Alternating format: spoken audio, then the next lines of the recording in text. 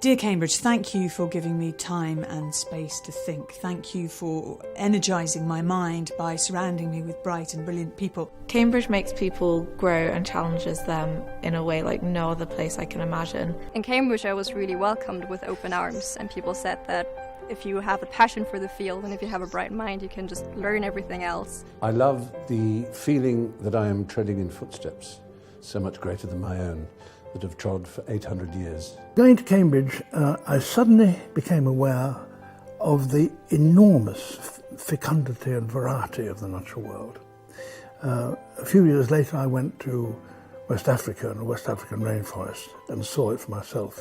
But I first saw it when I went to Cambridge and listened to lecturers describing to me how many frogs there were, how many birds there were, and it was astonishing. I didn't realise how extraordinary the intellectual and academic standards would be. What I think Cambridge does is allows people to go out into the world with real deep inner confidence, not arrogance, but confidence about who they are and what they want to do. Holding a Cambridge mathematics degree, it's nothing better. A place of beauty, of an image, of history. But it also means to me a place of outstanding achievement through the centuries. Learning isn't just about skills that you can transfer, not just about ticking boxes that'll get you good jobs. It's about learning to be a critical, thoughtful citizen. Cambridge is quite small and the density of great minds is so high. It is incredibly exciting to be able to give these young people the tools and facilities they need to develop their ideas. You know the old thing of I arrived as a boy and left as a man, but that was true of me, really.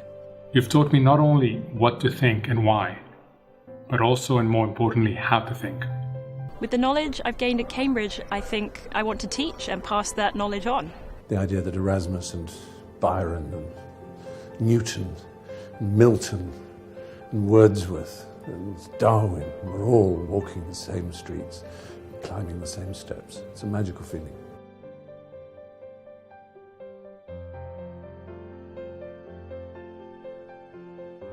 One of the great problems facing the world is the generation of energy.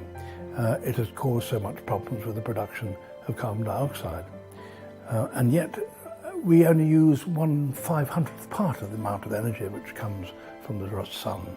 The world faces many problems: climate change, Middle East conflict, migration flows, poor governance, and increasing inequality.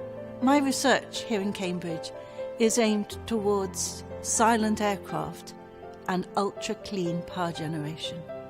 Britain can lead the clean energy revolution, and Cambridge should help Britain lead that revolution.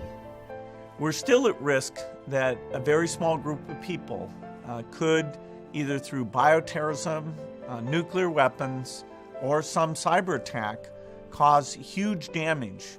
Articulating why global inequality is so damaging to us as a human and global society. Yeah, I think I'll probably head back home at some point, back to Nigeria, try to help it develop better. We need to learn how to handle the vast amounts of data that will enable us to understand complex systems, such as a wiring diagram for the human brain.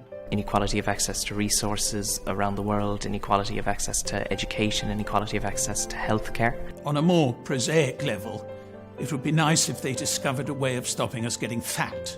I think I would get all the academics to come together and build a time machine, because it would make my life as a historian much, much better, but actually it would also really, really enrich our understanding of the world around us. It'd be really fun. Dear world. Yours, Bill Gates. Yours, Shanin. Yours, Mohammed. Best wishes, Claire Balding. Yours, Rowan. Yours, Barbara. Yours, Alan.